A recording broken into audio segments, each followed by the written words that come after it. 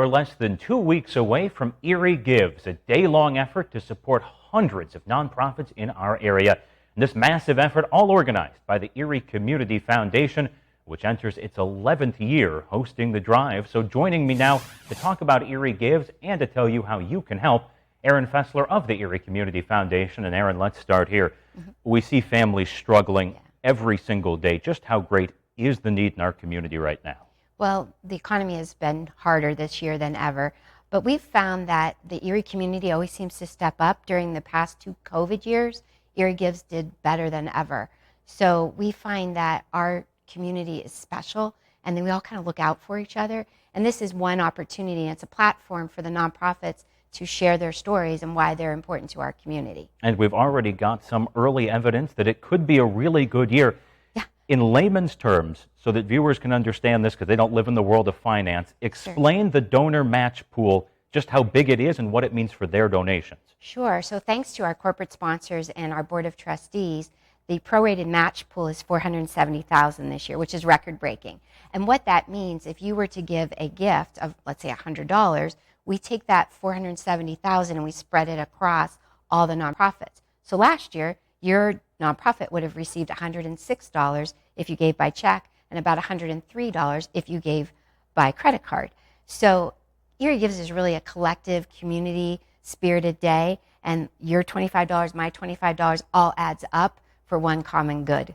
I want to ask you about something you just mentioned there, because it's not something I think that gets talked about a lot, but can you explain to folks why, if you can, it's better to give by check than by credit card?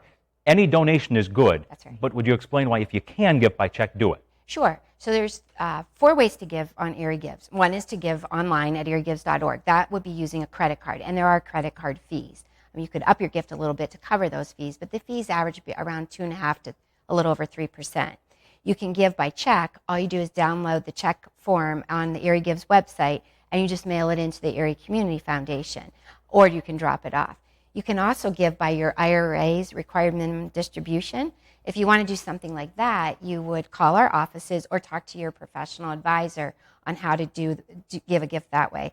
And also, you can give a gift by buying an acorn at one of the 40 country fair locations, either $1 or a $5 acorn, and they're going to put them on their walls at country fair.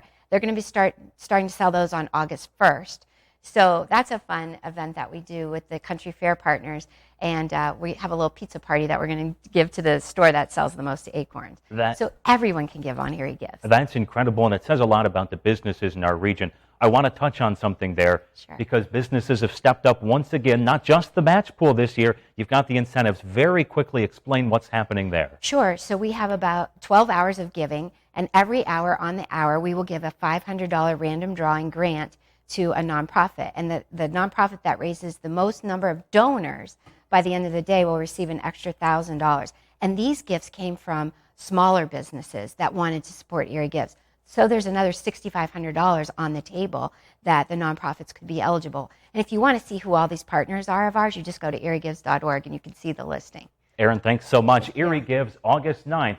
Make sure to give a donation then if you can. Coming up.